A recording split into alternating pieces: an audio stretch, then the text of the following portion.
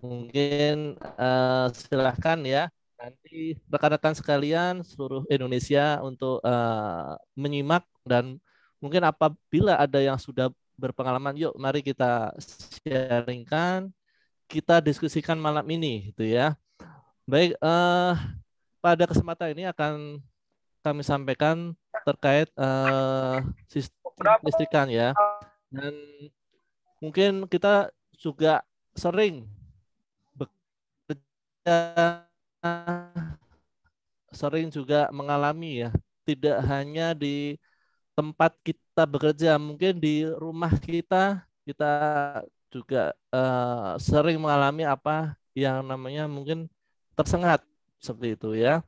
Nah, untuk malam ini harapannya kita semua mampu memahami dasar-dasar sistem kelistrikan beserta aplikasinya, implementasinya seperti apa. Selain itu, kita juga dapat memahami keselamatan kerja. Ini yang penting ya, keselamatan kerja. Dan utamanya dalam hal sistem kelistrikan. Selain itu, malam ini kita juga harapannya kita semua dapat mencegah ya, dapat mengamankan sebelum timbul bahaya listrik. Dengan apa? Dengan tentu saja kita harus memperbaiki perilaku keselamatan dalam kita bekerja, dalam kita menangani suatu aktivitas yang tentu saja berhubungan dengan sumber-sumber listrik. Nah, untuk materi kali ini akan dibagi menjadi 3 ya. Pertama mungkin tentang dasar-dasar di keselamatan kerja kelistrikan. Selanjutnya nanti akan kita bahas APD atau alat pelindung diri saat kita bekerja dalam hal sistem kelistrikan. Dan yang paling akhir itu yang utama sekali dan untuk kita semua supaya kita selamat, tentu saja akan kita kupas terkait dengan perilaku keselamatan bekerja dalam sistem kelistrikan. Oke, baik. Untuk yang pertama terkait dengan keselamatan kerja, kalau kita bicara terkait dengan K3 listrik itu sangat banyak sekali terkait regulasinya, dan yang paling mungkin ini hampir seluruh perusahaan di Indonesia terkait Undang-Undang 1 tahun 1970 ya. Ini kurang lebih usianya ya hampir 50-an ya, dan sampai dengan sekarang undang-undang ini terus menjadi acuan, dan terkait dengan sistem kelistrikan ada di pasal 2, pasal 3, dan pasal 5. Nanti silakan seluruh rekan-rekan bisa menyimak ya untuk di Undang-Undang 1 tahun 1970. Kemudian Undang-Undang 13 ini juga seluruh Indonesia ya, terkait dengan ketenaga kerjaan itu menjadi hal yang utama. Bagaimana suatu perusahaan harus mempersiapkan tempat kerja yang layak, tempat kerja yang apa, yang nyaman, gitu ya. Terus juga di sini terkait dengan K3 listrik itu ada Permen tahun 2015 nomor 33 yaitu terkait dengan K3 listrik. Kemudian ada juga Permen nomor 2 tahun 89 terkait dengan pengawasan instalasi petir. Mengapa instalasi petir itu menjadi penting? Itu juga menjadi bagian dalam K3 listrik. Kemudian juga terkait dengan lift ya. Lift itu juga menjadi monitoring di K3 bidang listrik. Selain itu yang utama adalah SNI ya, Standar Nasional Indonesia 0225 tahun 2011, yaitu terkait dengan persyaratan umum instalasi listrik. Kemudian, nah yang dua terakhir ini adalah yang sangat penting dan mungkin ini menjadi yang utama apabila rekan-rekan yang mungkin baru fresh dan akan mencari pekerjaan ini biasanya dicari ya. Ini terkait dengan Cap Dirjen untuk ahli K3 bidang listrik. Dan untuk teknisinya apabila kita memang nantinya akan bekerja sebagai teknisi yang setiap harinya aktivitasnya selalu berada di lingkungan yang mengandung sumber listrik. Nah, harapannya adanya tujuan K3 kita yang pertama di bidang listrik adalah untuk apa? Sebetulnya goal utamanya adalah melindungi kita ya, melindungi keselamatan personil. Siapapun yang bekerja itu harus selamat dan harus terhindar dari potensi bahaya listrik itu sendiri. Selanjutnya, harapannya dapat menjamin instalasi listrik yang aman, yang handal, dan memberikan keselamatan. Ini tidak hanya mungkin di bagian di gedung perkantoran ya, mungkin bahkan di rumah kita. Supaya rumah kita aman, selamat, kita juga harus memastikan instalasi listrik kita kan gitu ya. Kita akan merasa nyaman apabila kita bekerja misalkan di suatu tempat ya, suatu kantor yang memang listriknya sudah dilengkapi dengan sistem proteksi dan sebagainya. Selain itu harapannya dapat mencegah timbulnya bahaya akibat listrik, dan itu biasanya terbagi menjadi bahaya sentuhan langsung, sentuhan tak langsung, dan tentu saja bahaya kebakaran. Dan ini mungkin sangat sering sekali kita mendengar di televisi gitu ya, telah terjadi kebakaran ya, diakibatkan oleh konsleting dan sebagainya, dan itu hampir setiap mungkin ya 1 bulan sekali. Dan yang terpenting kita harapannya dengan implementasi K3 dapat menciptakan tempat kerja yang nyaman, yang selamat dan sehat. Supaya apa? Supaya dapat memberikan hasil, memberikan produk, sehingga produktivitas dari perusahaan tempat kita bekerja dapat meningkat.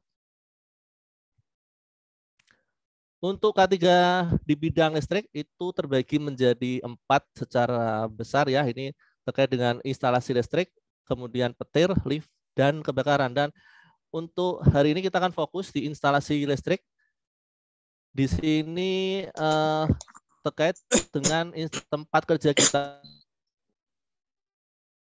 apabila kita menggunakan pembangkit listrik sendiri atau biasanya kita memiliki ya tes. Sinyalnya silakan. Di sana kayaknya ya kurang lugas. Ya putus ya. Putus dari tadi. Ya putus-putus. Karena ada benchmark di sini tuh layarnya kuning, berarti sinyalnya kurang ini nih. Oke, sebentar saya stop share ya.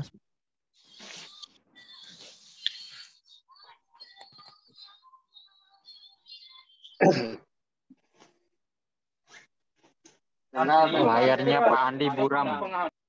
Ya, layarnya juga buram karena sinyal itu. Agak berdebu suaranya tadi itu. Ya, mungkin sinyal beliau. Tes. Apakah masuk? Suaranya masih sudah? Buram, fotonya, videonya masih buram. Sekarang masih? Sama suaranya masih bata-bata. Sekarang masih ya? Sudah bagus. Di bagus, tempat saya bagus. Jelas sekali, Pak. Ya sudah. Oke, aman. Silakan dilanjut, Pak. Sudah jelas ini. Sudah jelas ya? Oke, baik. Baik. Sudah, Pak. Bisa dilanjutkan. Baik, kita lanjutkan. Untuk kesempatan malam ini, kita akan sedikit berdiskusi terkait dengan K3 listrik dalam hal instalasi listrik ya. Dan apabila kita mungkin melihat ya tempat-tempat mungkin ya mall misalkan, restoran atau mungkin Indomaret gitu ya, kita bisa melihat bahwa mereka menyediakan apa?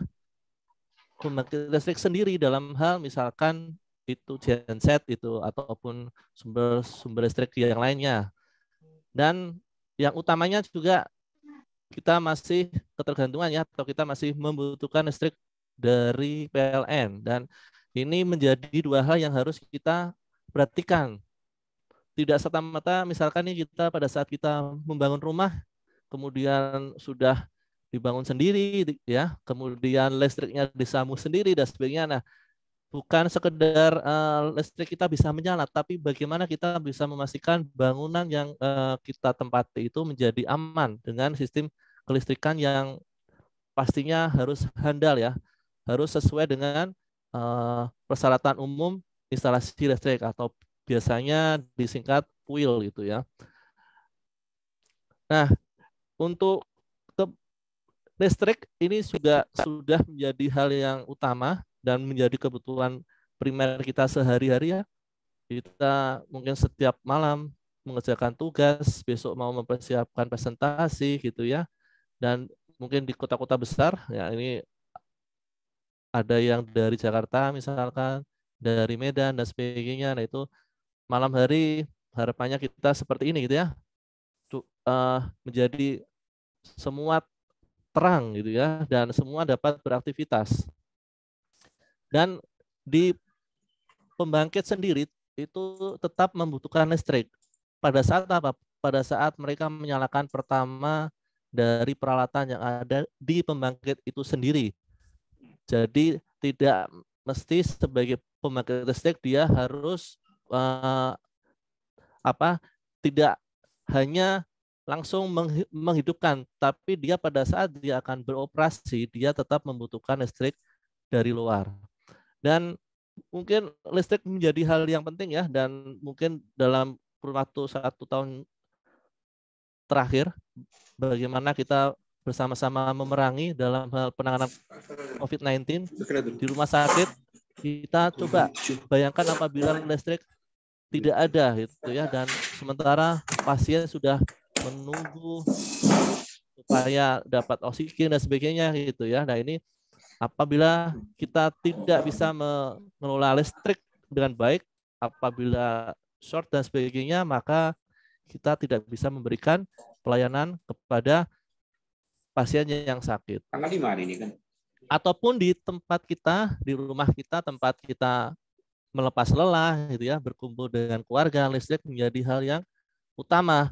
Maka oleh karena itu anaknya itu normal nangis. Oke, say. Mohon maaf Bu Safia di mute. Ya, baik, terima kasih. Oleh karena itu listrik menjadi hal yang utama, dan supaya kita bisa menggunakannya secara aman, maka perlu kita melakukan instalasi dengan baik dan tentu saja mengelola dan melakukan perawatan secara berkala. Oke, selanjutnya sedikit terkait dengan pengertian instalasi ya. Instalasi kelistrikan itu apa? Instalasi kelistrikan adalah ya instalasi mulai dari pembangkit tenaga listrik sebagai apa? Sebagai sumber listrik yang awal. Seperti itu, sampai dengan titik akhirnya, sampai dengan dimanfaatkan oleh peralatan listrik. Ya, misalkan setrika, misalkan apalagi televisi dan sebagainya ya, sampai dengan kita harus ngecas handphone setiap hari, setiap saat dan sebagainya. Kemudian peralatan listrik apa? Ya, setiap alat-alat yang menggunakan listrik, televisi, lemari es dan sebagainya. Kemudian perlengkapan listrik. Nah, perlengkapan listrik itu apa? Ya, adalah komponen ya, komponen yang diperlukan pada kita saat kita melakukan instalasi sistem kelistrikan dan sebagainya. Oke, baik. Mungkin sebelum ke selanjutnya akan sedikit kami sampaikan bahwa penyaluran tenaga listrik tidak serta-merta langsung ada gitu ya. Mungkin di sini banyak sekali rekan-rekan yang juga berkecimpung ya, dan bekerja di bidang ketenaga listrikan ya. Ini mulai dari industri hulunya, yaitu pembangkit listrik, dan ini macam-macam sekali. Sekarang ada PLTP ya, kemudian PLT Bayu dan sebagainya ya. Ini PLTU gitu ya. Kemudian ini sebagai listrik yang dibangkitkan awal. Oleh karena itu di seluruh pembangkit listrik menjadi objek vital nasional dan harus dijaga gitu ya. Apabila mungkin ya misalkan pada saat ada demo dan sebagainya, kita harus tetap menjaga supaya sumber-sumber listrik ini menjadi aman dan handal. Kemudian sumber listrik yang sudah dihasilkan akan disalurkan ke trafo-trafo bertegangan tinggi ya, dibuat step up. Di sini ada biasanya kalau di tempat kita itu menggunakan kapasitas yang sampai atas ya, yaitu sekitar 500 kilovolt ya. Itu kalau rekan-rekan melihat ya, itu yang kabel-kabel yang sangat tinggi sekali itu biasanya itu bertegangan 500 gitu ya, ataupun yang sedikit agak di bawah 150, dan untuk di beberapa PLTA itu masih bertegangan 70. Kemudian dari sistem transmisi ini lalu tegangan diturunkan lagi di step down, dan ada beberapa pengguna, yaitu misalkan dia industri atau dia gedung yang besar itu ya, hotel, mall dan sebagainya. Nah, itu bisa langsung menggunakan untuk tegangan yang menengah.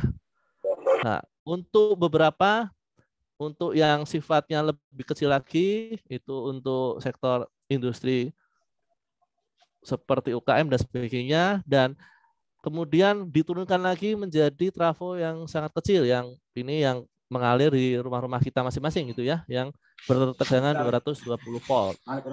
Dan sampai di tempat kita ini menjadi bagian hilirnya. Dan tentu saja peralatan listrik di rumah kita pastinya sangat cukup banyak sekali gitu ya. Dan ini harus terus-menerus dijamin kehandalannya, dijamin juga setiap saat harus tetap menyala dan sebagainya.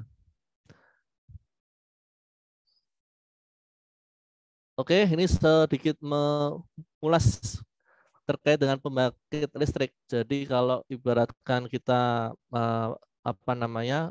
masak air gitu ya, rekan-rekan ya, ini kalau PLTU itu dia menggunakan air laut ya, yang kemudian diolah, kemudian menghasilkan uap, dan uapnya itu digunakan untuk memutar, yaitu yang namanya turbin gitu ya, dan dari situlah turbin akan memutar yang namanya generator dan akan menjadikan sumber listrik di situ. Kemudian kalau di distribusi listrik, karena sifatnya mendistribusi, ya di sini tugasnya adalah membagi-bagi listrik gitu ya. Makanya mungkin kalau kita pernah mengalami, atau kok di tempat saya mati ya, tapi tempat sana enggak ya. Nah, itu ada beberapa wilayah memang diutamakan gitu ya untuk terus menyala dan sebagainya.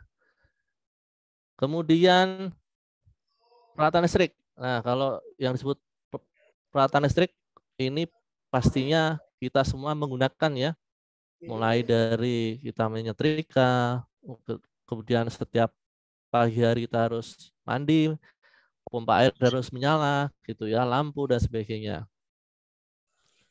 Kemudian, nah sebelum ke itu sebenarnya ini terkait dengan pengaman listrik. Ini beberapa, dan di rumah kita kalau silakan bisa melihat ya, itu biasanya di setelah kWh meter itu ada pengamannya ya, bisa berupa MCB, sekring gitu ya, dan sebagainya. Itu tujuannya apa? Tujuannya apabila terjadi arus berlebih, maka peralatan ini adalah yang utamanya untuk menyelamatkan seperti itu. Kemudian kalau rangkaian listrik ya, ini mungkin zaman kita sekolah ya, ada rangkaian seri seperti ini ya, lampu disusun itu ya.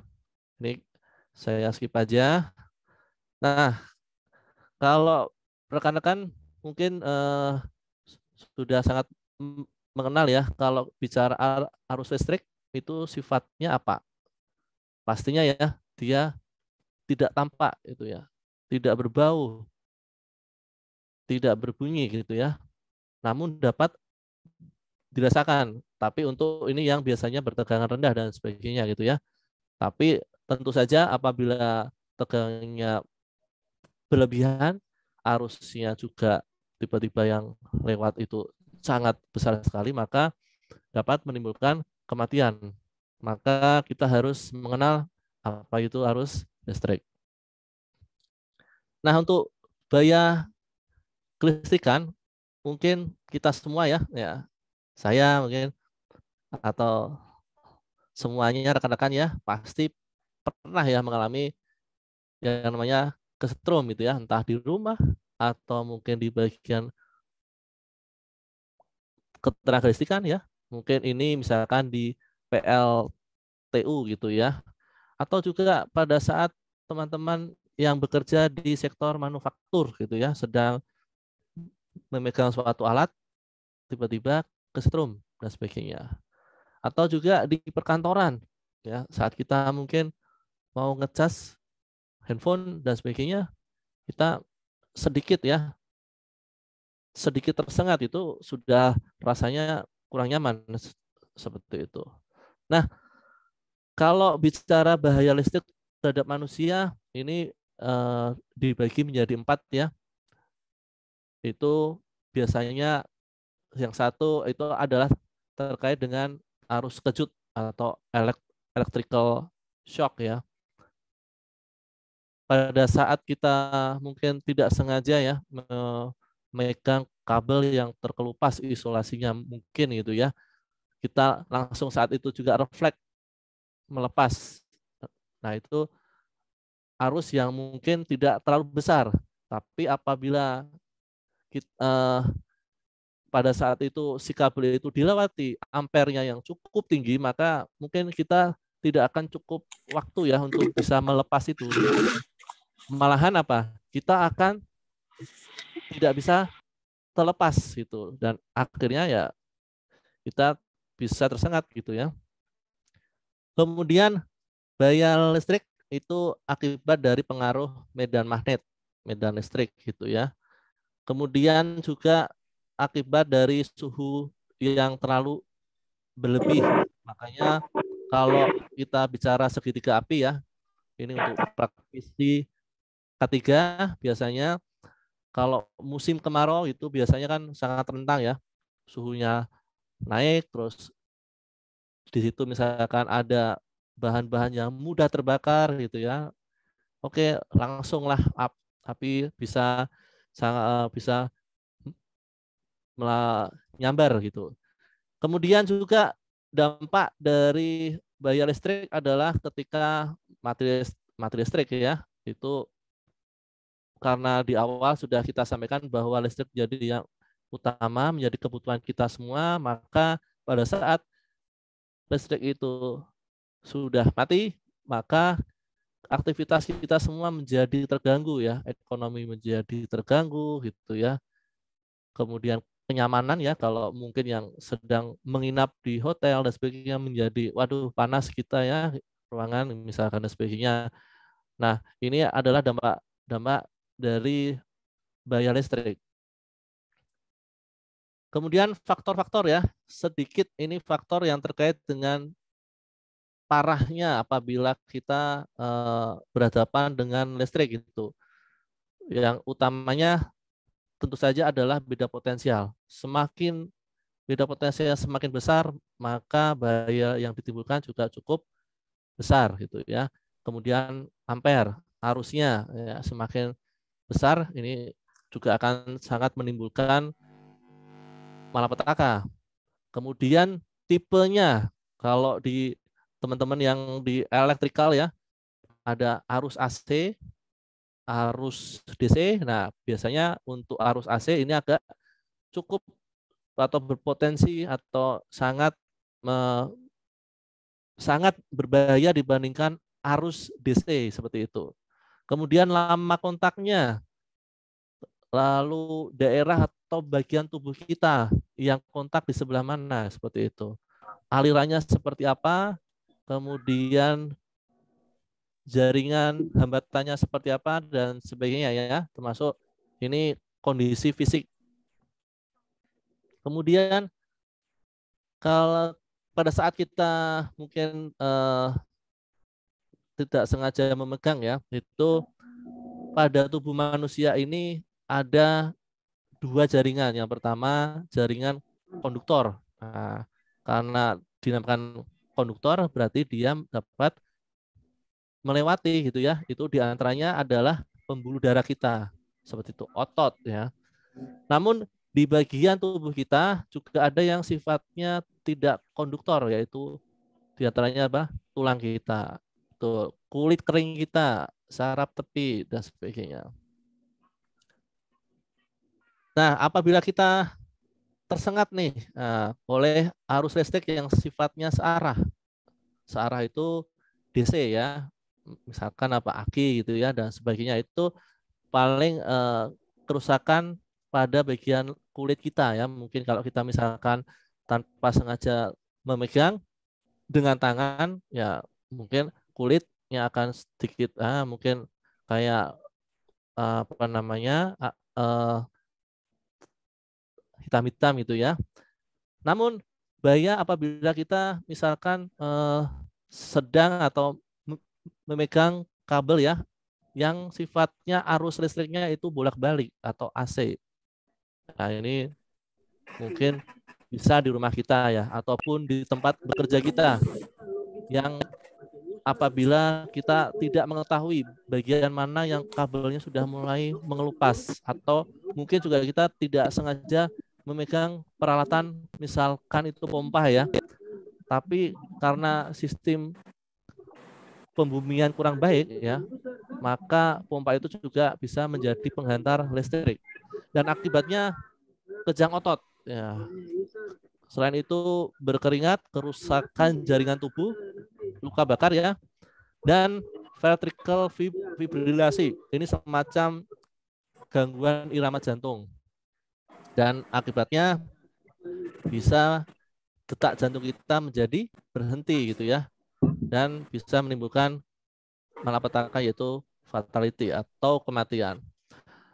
Oke, selanjutnya terkait dengan bahaya kejut listrik ya. Ini kalau bicara bahaya kejut listrik ini ada dua, yaitu yang sifatnya sentuhan langsung. Ya, kalau bicara sentuhan langsung ya pastinya kita sedang menyentuh bagian yang secara normal pada saat itu bertegangan seperti itu.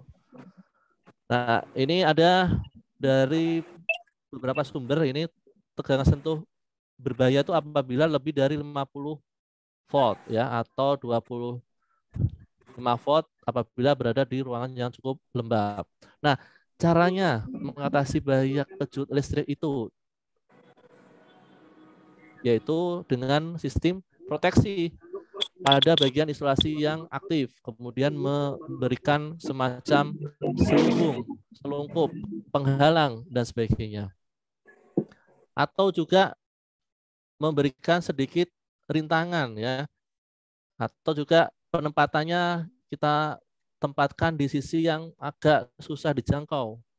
Nah, atau juga ini kalau bahasanya di PUIL ini adalah GPAS ya, dengan gawai proteksi arus sisa, dan bisa juga menggunakan isolasi lantai bekerja kita, misalkan diberikan lapisan kayu atau yang tidak mudah atau tidak bersifat konduktor, itu juga bisa untuk mencegah kita mengalami bahaya kejut listrik langsung. Selain itu, mohon untuk di-mute ya para peserta agar tidak mengganggu temannya yang lain. Oke, terima kasih. Untuk bahaya kejut yang tidak langsung ini apabila apa? Kita sedang bekerja dan kita memegang bagian yang tidak bertegangan sebetulnya, tapi karena akibat bocor gitu ya, arus listriknya tetap mengalir gitu. Nah, cara mengatasinya yaitu yang utama adalah dengan pemutusan supply-nya secara otomatis. Kemudian kita juga menggunakan perlengkapan kelas 2 ya, dengan isolasi yang baik. Kemudian dengan kita harus memberikan proteksi.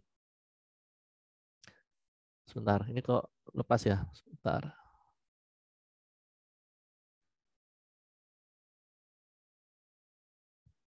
Apakah sudah tampil ya? Belum, Pak. Belum. Belum ya? Sudah. Sudah, Pak. Sudah, Pak. Sudah tampil, Pak. Sudah. Iya, Oke, sudah, Pak. Sudah, baik, Pak. Sudah. Siap. Sudah. Baik ya, oke. Tadi dengan lokasi tidak konduktif ya. Kemudian juga dengan memproteksi, kita menyamakan potensial dengan lokasi yang yang sama. Kemudian separasi listrik. Terus untuk efek sengatan listrik. Nah, ini kalau kita bicara sebetulnya aman nggak sih gitu ya. Nah, untuk kategori apabila kita bekerja di bagian yang mengandung listrik, itu kategori aman itu apabila kurang lebih setengah miliampere, sorry. Ini sampai dengan 8 miliampere ini akibatnya mungkin kalau yang setengah miliampere itu tidak ada akibat sama sekali ya, atau kita kurang berasa. Tapi mulai setengah ampere itu sudah ada sedikit sengatan, tapi tidak terasa sakit dan juga belum mengganggu kesadaran. Nah, apabila kategori berbahaya di sini apabila kita ada arus yang melewati tubuh kita itu pada 8 mA sampai 15 mA. Ini sudah mulai terasa sedikit sakit, tapi kita masih bisa melepaskan diri ya. Kemudian 15 sampai 20 ini juga sengatannya kita bisa, kesadarannya sedikit bisa hilang ya, dan tidak bisa melepaskan diri kita. Kemudian 20 sampai 50 mili kita mengalami sudah kesakitan, susah bernafas ya, oksigen sudah mulai sangat terbatas sekali, dan mungkin kita juga sudah hilang kesadaran. Dan apabila sampai di atas itu ya kita juga sudah harus dilakukan pertolongan itu ya. Kemudian ada juga menurut Pak Klaus ya, ini saya ambil dari paper ini, kalau di sini pembagiannya berdasarkan daerah ya. Ini ada nomor 1, ini untuk yang aman, kemudian yang warna kuning ini sudah mulai terasa gitu ya. Kemudian yang warnanya sedikit sedikit krem, ini juga sudah sangat berbahaya, dan kalau yang warnanya merah, nah ini yang sangat kita hindari. Nah, untuk batasnya ini yang berwarna pink ya. Di sini ini batasnya di bagian 30 mA. Pada saat lebih dari 30 mA, kita sudah tidak cukup lagi untuk melepas, dan akhirnya kita akan menempel gitu ya, menempel terus, dan kita menjadi konduktor. Seperti itu. Kemudian ini tabel tegangan sentuh ya, ini kalau misalkan di tegangan 90 kita harus segera melepas kurang lebih 1 detik gitu ya. Nah, ini kita coba bayangkan ya, apabila di tegangan 200 volt, terus kemudian di arusnya 400, kita butuh waktu supaya kita aman yaitu 0,2. Jadi apabila kita telat untuk melepas, maka kita akan menempel dan akhirnya kita bisa menjadi konduktor gitu ya, dan kita akan mengalami luka bakar. Kemudian bahaya akibat listrik yang ini juga sudah disampaikan di awal ya, dan banyak sekali kita mendengar dari media massa. Jadi sebetulnya bahaya kebakaran itu juga akibat dari kesalahan dalam hal pengelolaan instalasi listrik gitu ya. Misalkan apa? Kita tidak sadar, Bapak Ibu rekan-rekan, selalu ya, misalkan ya di rumah ada colokan ya, misalkan ya yang isinya 2, isinya 3 ya, betul ya, 4. Misalkan colokan itu dipakai semua, sudah dipakai 1 colokannya masih dicabang lagi, pakai T itu ya. Kemudian nah akibatnya apa? Akibatnya beban dari peralatan listrik menjadi besar, dan kemudian si kabel itu kalau misalkan kurang kuat, dia akan nantinya terbakar, dan sudah timbullah yang namanya kebakaran di rumah kita. Makanya jangan sampai kita menggunakan beban yang berlebih seperti itu. Nah, cara mengatasi bahaya. Bapak-bapak ya. Oke, terima kasih. Nah, untuk cara mengatasi bahaya kebakaran akibat kesalahan listrik, pastinya kita harus menggunakan kabel ya. Kabel kita harus kita cek. Semakin mahal biasanya semakin bagus gitu ya, semakin dia tebal, semakin tembaganya itu sangat cukup konduktif sekali. Kemudian penggunaan adaptor atau stop kontak yang tepat. Seringkali kita hanya sekedar untuk supaya harganya terjangkau gitu ya, kita asal-asalan membeli adaptor gitu ya. Ya sudahlah, saya beli yang harganya 5.000, 10.000, tapi ternyata di dalamnya rangkaiannya kurang baik ya, mungkin baru sekian kali dipakai langsung rusak gitu ya. Kemudian instalasi kontak kita harus dalam keadaan yang baik, kalaupun misalkan rusak kita harus segera memperbaiki. Kemudian hindari percikan bunga api pada peralatan listrik dan menggunakan peralatan yang anti percikan api. Nah, ini sedikit kondisi abnormal sistem kelistrikan kita. Jadi untuk abnormal sistem dalam hal sistem kelistrikan ini, misalkan terjadinya hubungan singkat ya antar fase menyatu gitu ya. Kalau kita mungkin ada yang pernah melihat ya, ada itu apa namanya, misalkan tuh yang di tempat kita di dekat rumah kita biasanya ada kabel-kabel yang 6 kV itu ada burung itu ya lagi bertengger. Kemudian sedang mau terbang karena anginnya mungkin kencang, dia menjadi konduktor ya, atau dia mau terbang tapi terkena di sisi kabel yang satunya. Ya sudah, dia akan menjadi penghantar dan saat itu juga short gitu ya. Kemudian ini juga hubungan singkat juga bisa terjadi antara saluran aktif ya L1, L2 dengan yang ada di ground atau di netralnya. Kemudian ini juga bila ada kawat netral yang terhubung itu juga bisa juga mengalami short. Makanya kita butuh proteksi di antaranya ini CB, MCB dan sebagainya. LCB dan alat proteksi yang lain. Oke, baik. Mungkin sebelum ke sesi 2 ada waktu sekitar berapa menit lagi ya, Bu Safia? Silakan dilanjut, Pak. Oke, baik. Oke, untuk yang kedua, ini adalah terkait dengan APD ya.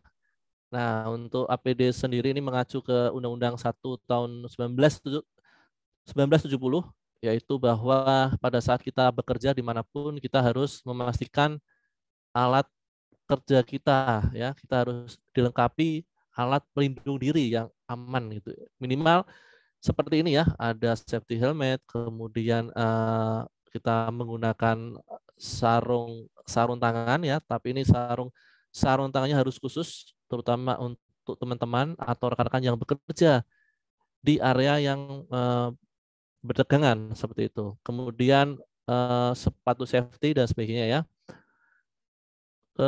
Selanjutnya sistem proteksi yang ada ini harapannya ada proteksi dari kejut listrik gitu ya.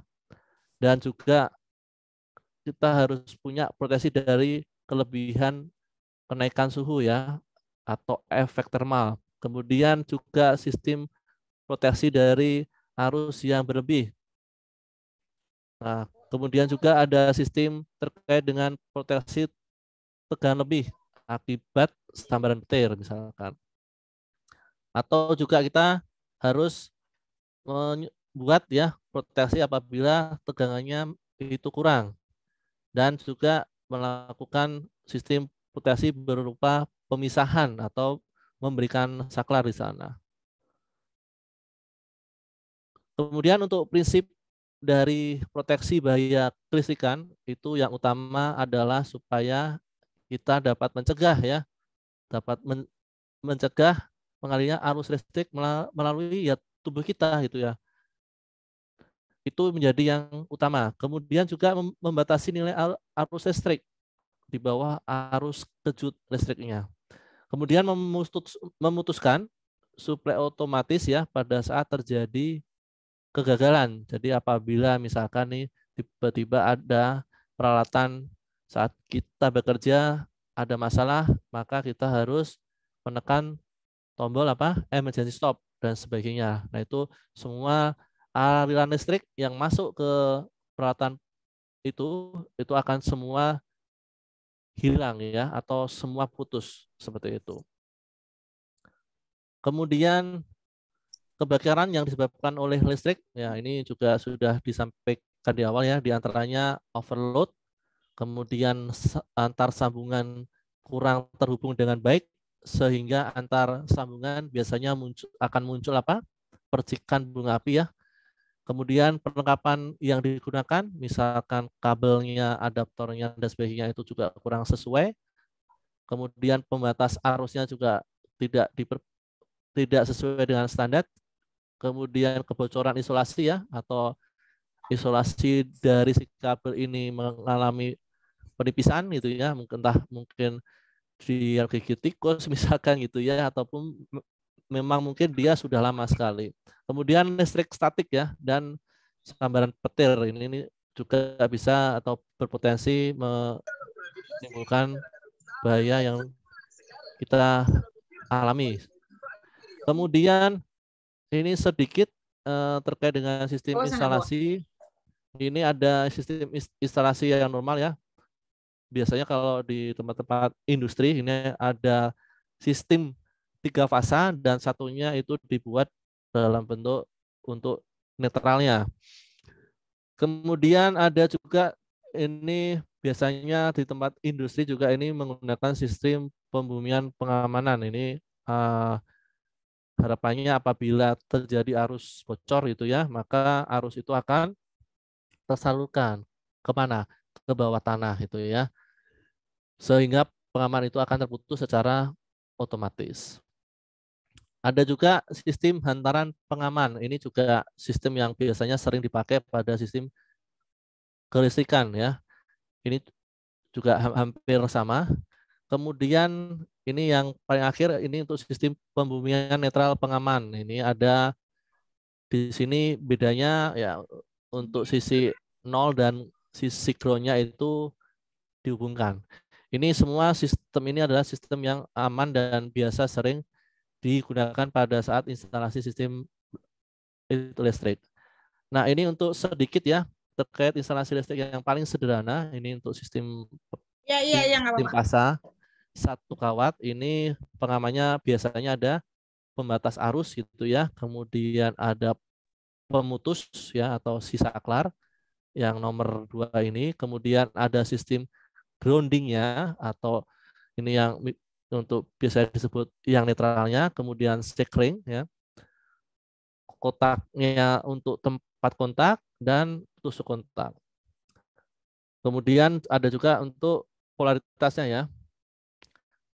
Nah, ini sedikit yang tidak aman ya instalasinya ya. Mengapa? Ini karena dia polaritasnya kurang sesuai ya. Kemudian ya ini sedikit ya untuk disampaikan macam-macam alat ukur yang biasanya teman-teman engineer ya di elektrikal menggunakan ini. Di antaranya ampere meter, voltmeter itu ya, ada juga wattmeter untuk menghitung dayanya, kemudian kWh meter itu ya, ada kVAR meter ya untuk mengukur energi juga, dan frekuensi untuk mengukur itu getaran dari si listrik itu. Nah, ini sedikit perkenalan saja ya singkat. Ini untuk ampere meter. Biasanya kalau kita melihat ya mungkin di instalasi listrik, entah di mall, entah di gedung perkantoran, sekolah dan sebagainya, ampere meter biasanya ada hurufnya A seperti itu ya. Kemudian untuk voltmeter ini juga sama, dilambangkan dengan huruf V besar gitu ya.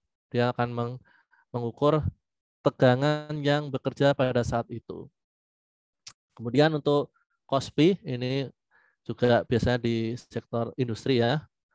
Kemudian untuk frekuensi meter ini juga biasanya di sektor industri. Kalau di Indonesia ini kita menggunakan hertznya adalah 50 Hz. Itu adalah frekuensi normal kita ya. Jadi seluruh peralatan listrik kita yang ada di Indonesia menggunakan 50 Hz. Maka apabila tegangan itu drop, maka biasanya kita di rumah kita lampunya kok redup ya, dan itu biasanya terjadi pada saat mulai beban puncak.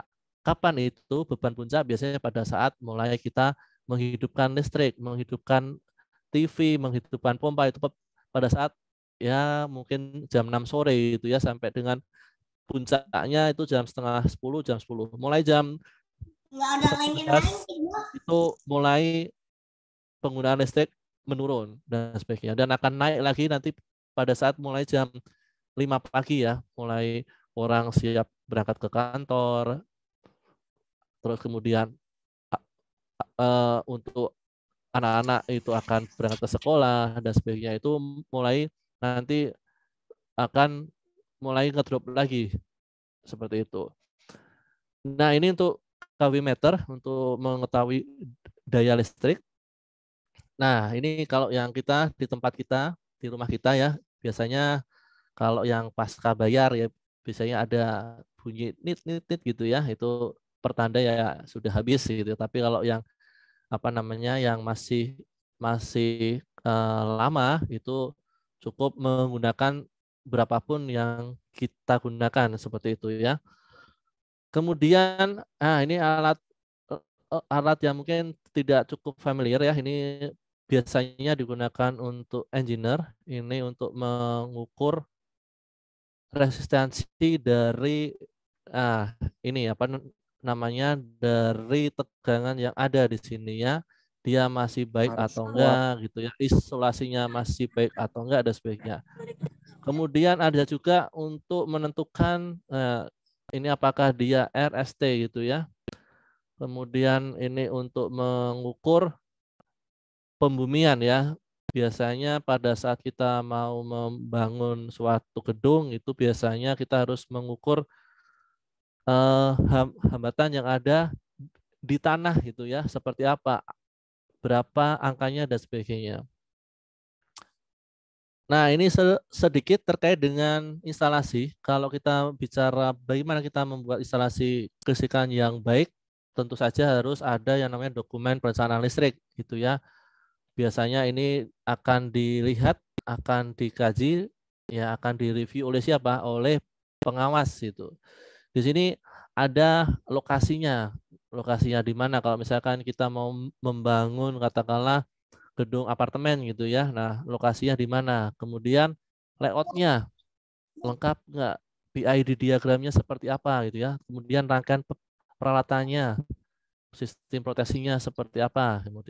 Kemudian diagram garis tunggalnya, gambarnya rinci seperti apa. Kemudian sampai dengan hitung-hitungan ya, perhitungan beban yang nantinya akan digunakan.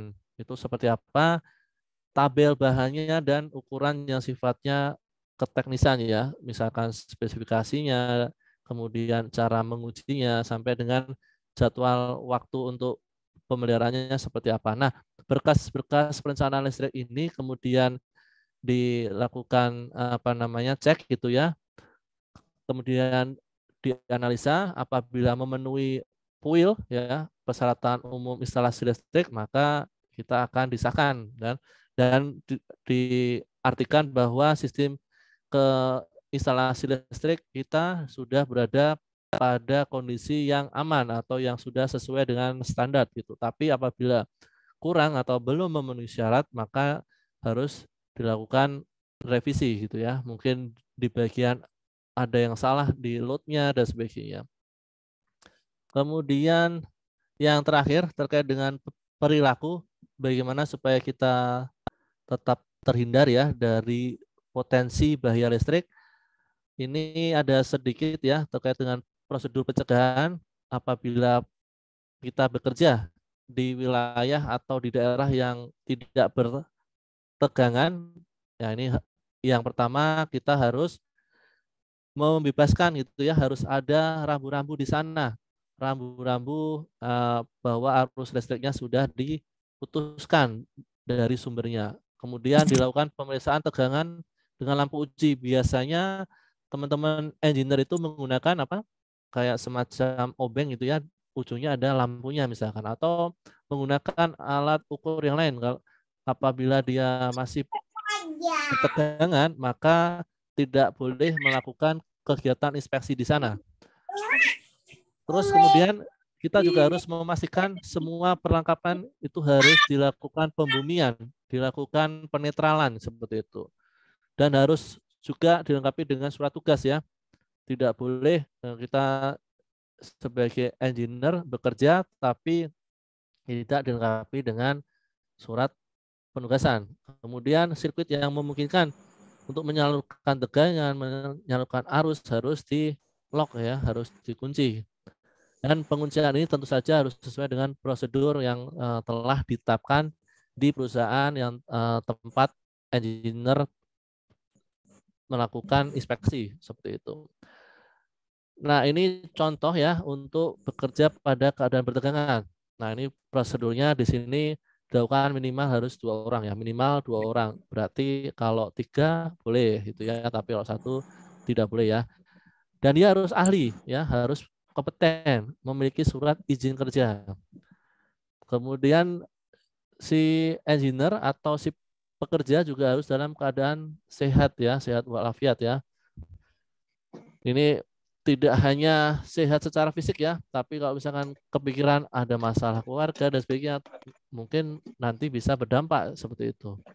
Kemudian pekerja harus harus berdiri di tempat yang tidak konduktif atau yang diisolasi gitu, atau menggunakan peralatan yang berisolasi dengan baik gitu, menggunakan APD, dan juga apabila pekerjaan dilakukan di luar maka harus diperhatikan cuaca ya, apabila sudah akan hujan ya harus dihentikan, dan dilarang menyentuh perlengkapan listrik dengan tangan yang tidak dilindungi. Nah, mungkin kita pernah barangkali pernah melihat ya teman-teman kita di PLN ya sedang mengganti isolator misalkan dan sebagainya. Ini sistemnya seperti ini ya.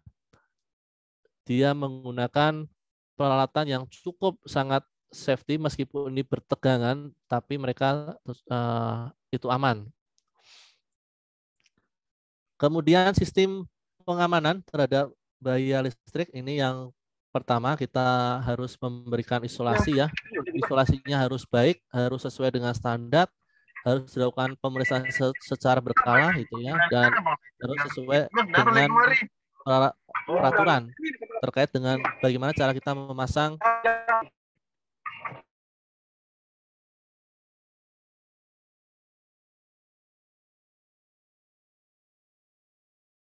Pak Andi ke mute, Pak Andi. Oh maaf. Oke, baik.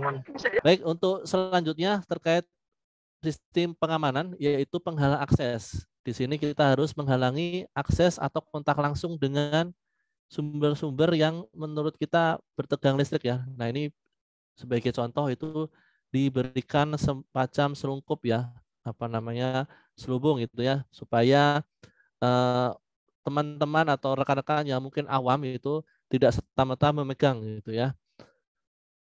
Dan ini sangat cukup efektif untuk meminimalisir risiko akibat sentuhan langsung.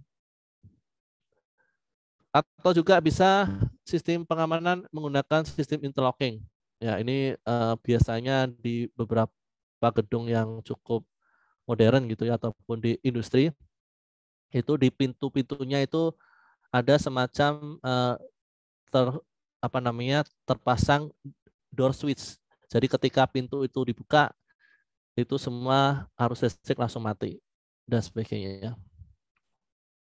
Kemudian pengamatan kabel pentanahan ya. Nah, ini juga biasanya kalau di tempat-tempat industri ya, ini dipastikan ya apakah seluruh peralatannya itu sudah dilakukan sistem with grounding ya.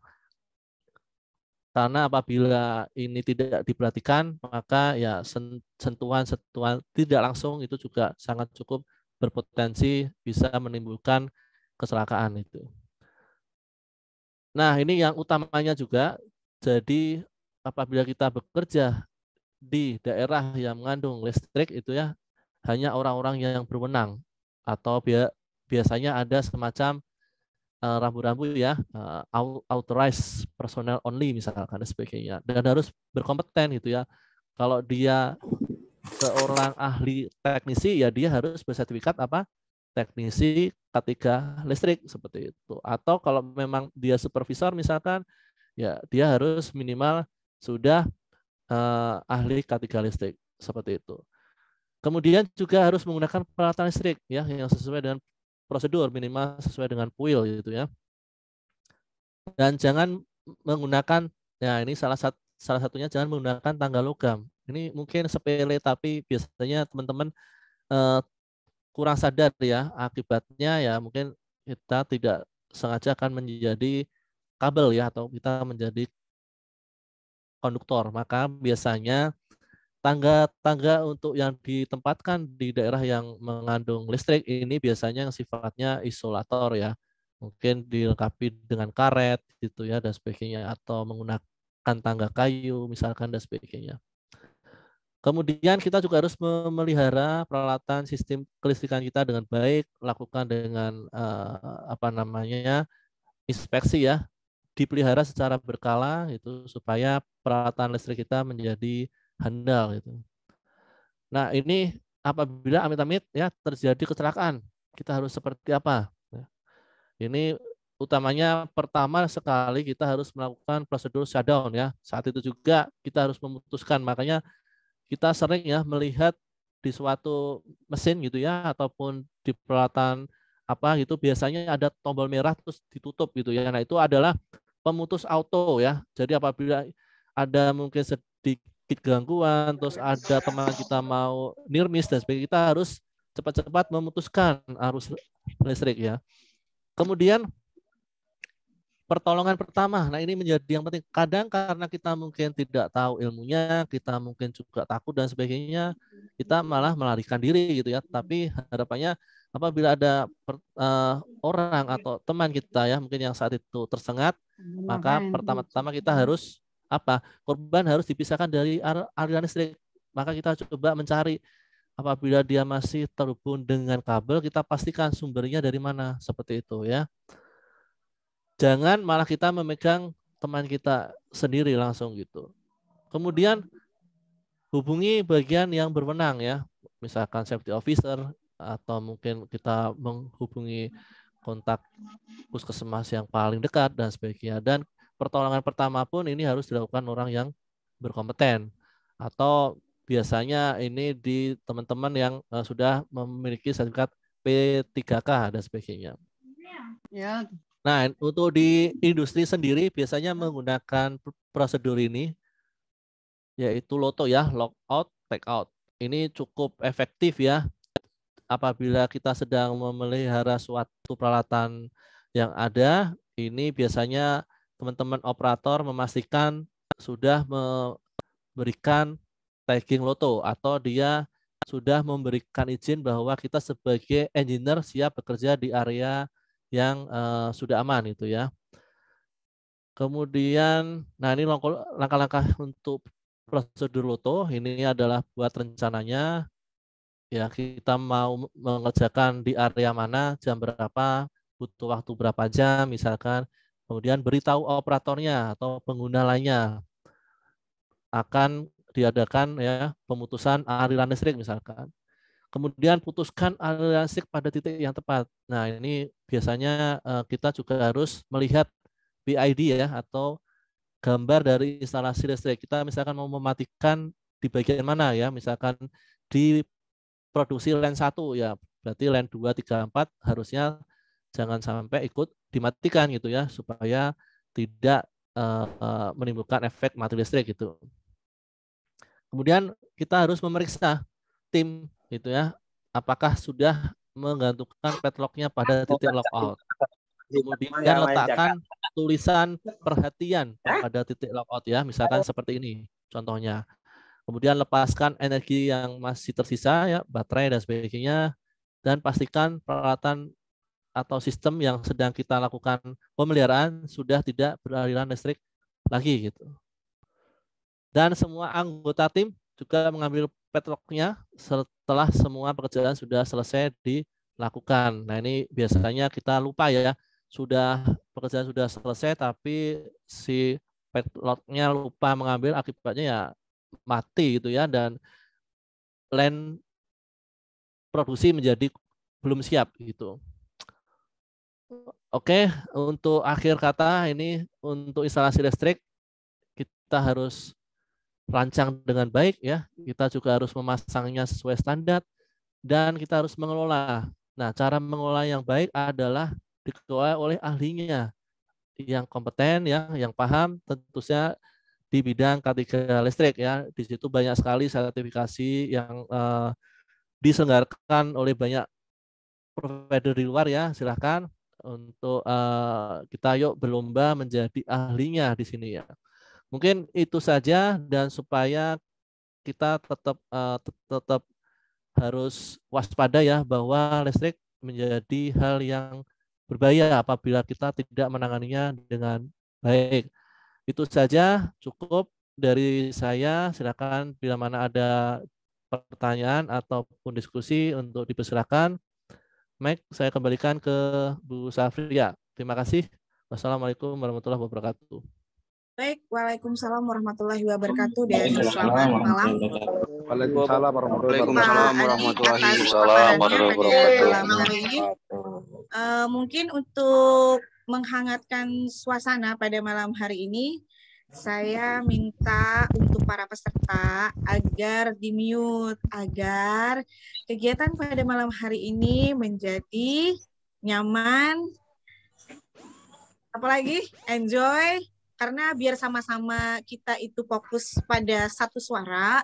Jadi kan kenyamanan itu kan teman-teman yang membuat lah ya. Jadi tidak perlu lagi saya harus bolak-balik, tolong di-mute, seperti itu. Baik, sebelum saya masuk ke dalam... Mbak, izin bertanya, Mbak. Nah, nanti dulu, Pak. Sebentar ya. Kalau dulu. Ada waktunya, tunggu dulu. Belum dulu ya, jadi mohon untuk kerjasamanya. Baik, saya kembalikan kepada Pak Sri. Ada yang mau disampaikan sebelum kita mengarah ke diskusi? Belum, Bapak. Tolong di-mute dulu ya. Silakan Pak Dasri. Oke, terima kasih Bunda Oya. Ya, ini sudah banyak sekali yang siap bertanya nih Bunda Oya ya. Oke, namun sebelum kita masuk pada sesi diskusi ya, izin Bapak Ibu semua, rekan-rekan semua, kita akan ngambil foto bersama dulu ya. Silakan dinyalakan kameranya Bapak Ibu. Nah, karena nanti yang rekan-rekan sudah mengisi daftar hadir, yang sudah mau keluar atau meninggalkan forum ini ya mungkin sudah mau istirahat, silahkan ya. Tapi kita ngambil dokumentasi lebih awal. Oke, semuanya silahkan dinyalakan kameranya. Tunjukkan pesonanya.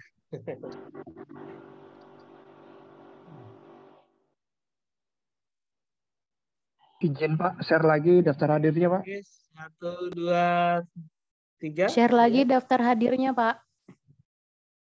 Oke, bisa dilihat ya. Sudahkah fotonya?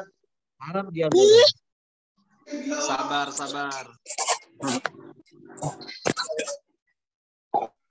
Oke, dinyalakan dulu kameranya. 1, 2, 3. Oke, 1, 2, 3. Oke, teman-teman panitia silakan diambil ya dokumentasinya. Share fotonya di grup Pak. Daftar hadir. Pak, saya boleh minta link absennya boleh Pak? Soalnya sinyal saya putus-putus tadi belum sempat isi. Sabar, sama Pak. Saya juga belum mengisi daftar hadir ini. Daftar hadir nanti ya setelah selesai diskusi. Jadi tolong diskusi kegiatan dulu. ini tuh Tenang.